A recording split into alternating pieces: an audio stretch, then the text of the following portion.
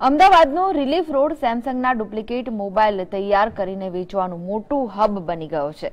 તાજેતરમાં સેમસંગની ફરિયાદના આધારે મૂર્તિમંત કોમ્પ્લેક્સમાં મોટા પાયે રેડ પાડી તેમાં ઘણી ચોંકાવનારી વિગતો બહાર આવી છે।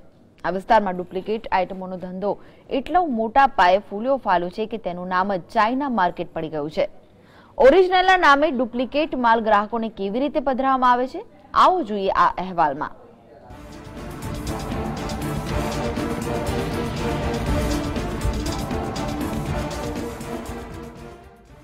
અમદાવાદના રિલીફ રોડ પર ઓરિજિનલ સેમસંગના નામે duplicate mobile, duplicate battery, accessories બધું જ મળી રહે છે।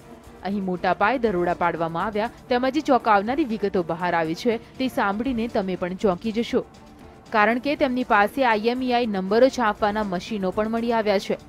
એટલે કે સેમસંગના ઓરિજિનલ મોબાઈલ નંબરની નકલ કરીને તે નંબર અનેક મોબાઈલ પર કોપી કરી દેવાતો હતો।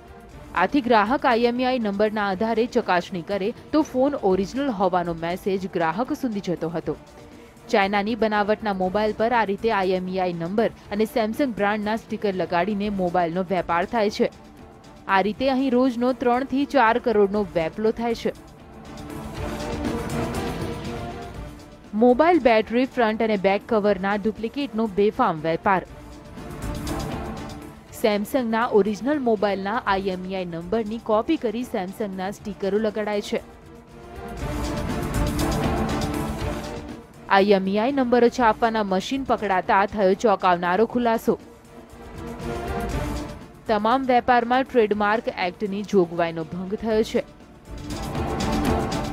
જો કે દિલ્હી હાઈકોર્ટની મદદથી કોર્ટ કમિશનની નિમણૂક કરાવીને પાડવામાં આવેલા દરોડામાં બીજી પણ એક ચોંકાવનારી માહિતી મળી છે કે ચાઇનીઝ બનાવટની બેટરી, મોબાઈલ વગેરેમાં સેમસંગના સ્ટીકર લગાડ્યા બાદ માલ તો સસ્તો જ વેચવામાં આવતો હતો, છતાં વેપારીઓને 400% જેવો નફો થતો હતો।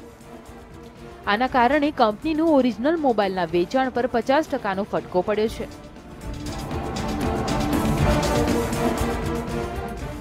જો કે દરોડા દરમિયાન રિલીફ રોડના બીજા લોકોમાં એક જ ચર્ચા હતી કે કાલુપુર પોલીસ સ્ટેશનના નાક નીચે આટલો મોટો ગેરકાયદે વેપાર કેમ ચાલે છે।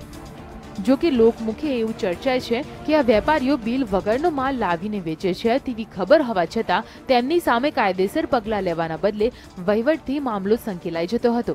તેનો ભોગ નિર્દોષ ગ્રાહકો બની રહ્યા છે। જો કે પોલીસને અપાતા વહીવટનું ભારણ વધી જતા કાલુપુરના વેપારીઓએ 20 દિવસ પહેલા પોલીસ કમિશનરને લેખિતમાં ફરિયાદ પણ કરી છે।